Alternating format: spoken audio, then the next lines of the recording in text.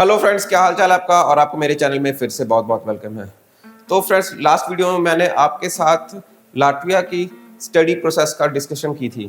तो आज इस वीडियो में हम कंटिन्यू लाटविया के बारे में ही डिस्कशन करेंगे। लेकिन लाटविया का अगर स्टडी वीज़ा आप अप्लाई करने जा रहे हो तो किन किन बातों का आपने ध्यान रखना है, तो वो इस वीडियो हम डिस्कस करेंगे। सबसे पहली बात, हमेशा ही जब भी आपने स्टडी वहां पे अप्लाई करना है, अपना कोर्स मैच करके और स्टडी रिक्वायरमेंट्स देख के उसके बाद ही अप्लाई करना है। क्योंकि वहां पर जो यूनिवर्सिटीज होती हैं वो एक स्पेसिफिक कोर्स के रिगार्डिंग होती हैं। लाइक बिजनेस यूनिवर्सिटीज हैं जो कि कॉमर्स का, मैनेजमेंट का और आर्ट्स के रिगार्डिंग ही होंगी। कुछ यूनिवर्सिटीज सिर्फ मेडिकल के लिए ही होती हैं, कुछ यूनिवर्सिटीज सिर्फ इंजीनियरिंग के लिए ही होती हैं। तो अगर आप अपना कोर्स मैच करके चलेंगे तो आपको वहाँ पे एडमिशन लेना काफ़ी ज़्यादा आसान हो जाएगा। और एडमिशन लेते वक्त आपने अपनी क्वालिफिकेशन के बारे में ध्यान रखना है कि आपकी क्या क्वालिफिकेशन है। लाइक वहाँ पे रिक्वायरमेंट 60% मार्क्स की है तो आपके 60 या उससे अबव होने चाहिए।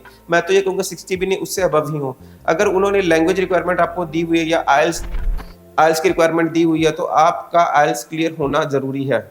अगर कोई फर्दर एजेंट आपको ये बोलता है कि नहीं, हम ऐसे नहीं वैसे कोई नहीं, ये कर लेंगे वो कर लेंगे, हम किसी तरीके से तो कर लेंगे, इन सब चीज़ों से आपको बचना है। जो डेडिकेटेड वहाँ पे आपको गाइडलाइंस दी हुई हैं, आपको उनको फॉलो करना है। जब भी आप अप्लाई करने जा रहे हैं तो वहाँ पे आपने यूनिवर्सिटी की वेबसाइट पे जाके सारा का सारा एप्लीकेशन प्रोसेस खुद से देख लेना है।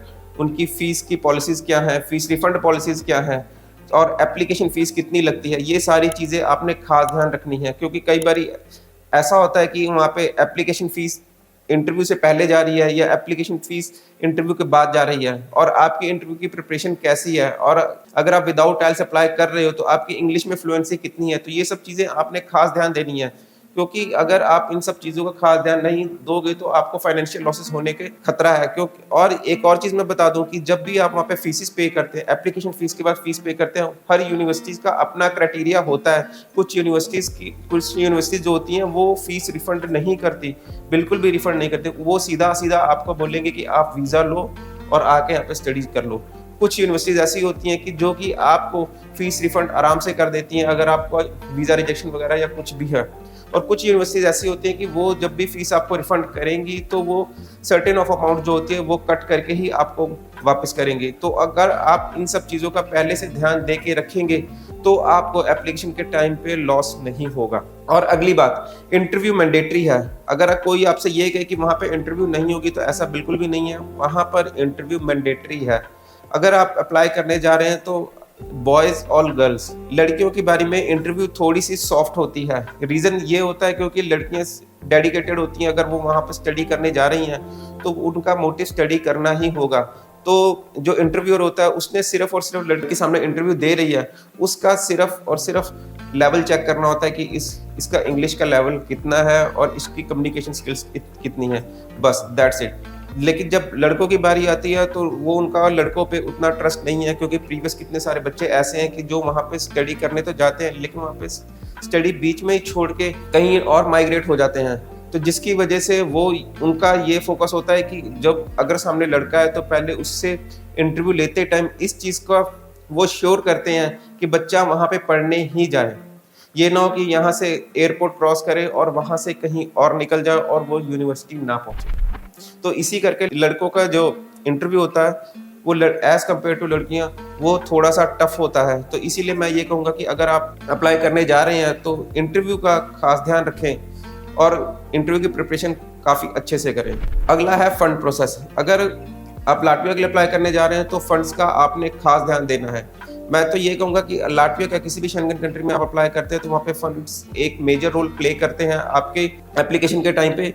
क्योंकि फंड्स जो होते हैं वो एक सबसे क्रूशियल चीज़ है, क्योंकि वहाँ पे आपको फाइनेंशियल सपोर्ट आपकी फैमिली की तरफ से कितना है ये सारा कुछ आपने वहाँ पे बताना होता है। क्योंकि इंटरव्यू के टाइम पर भी आपसे पूछा जा सकता है कि आपको फाइनेंशियली सपोर्ट कौन कर रहा है। अगर आपके खुद की सेविंग्स है तो वो आप खुद की बता सकते हो। अगर आपको फादर मदर सपोर्ट कर रहे हैं तो फादर मदर के बारे में वहाँ पे आपने डिटेल में बताना होता है। और आपके पास कितने फंड्स हैं और फंड्स आपके 100% जेन्युइन होने चाहिए। फ्रेश फंड मार्केट से लेके नहीं लगाना। इतने जितने भी फंड्स आप लगा रहे हैं और उसका जो है सोर्स वो साथ में लगाना बहुत ज़्यादा ज़रूरी है। क्योंकि अगर विदाउट सोर्स अगर आप फंड्स लगाते हो तो आपको वीज़ा रिफ्यूज़ल का सामना करना पड़ सकता है। और आखिरी बात जो कि बहुत ज़्यादा इंपॉर्टेंट है, कभी भी अपनी प्रोफाइल के साथ मत खेलें, क्योंकि अगर आप किसी एजेंट के पास जाते हैं, आपकी प्रोफाइल वो देखता है, आपको कह देता है कि हाँ जी हो जाएगा, सारे पैसे वीज़ा लगने के बाद देंगे, और आप इस चीज़ में बेफिक्र हो जाते हो कि पैसे तो मैंने वीज़ा लगने के बाद देने। लेकिन ये चीज़ याद रखना कि जो आपकी प्रोफाइल असेसमेंट के लिए जा रही है, वहाँ पे अगर जो रिस्क होगा वो आप पर होगा, एजेंट का कुछ भी नहीं जाएगा। एजेंट आपसे ये कहता है कि अगर आपका स्टेप बाय स्टेप या खुद आप अप्लाई करते हो, सारे पैसे टाइम टू टाइम पे करते हो, अगर आपका खर्चा 5 लाख आता है, एजेंट आपको कहता है कि हम 8 लाख रुपए लेंगे, लेकिन सारा वीज़ा लगने के बाद लगे।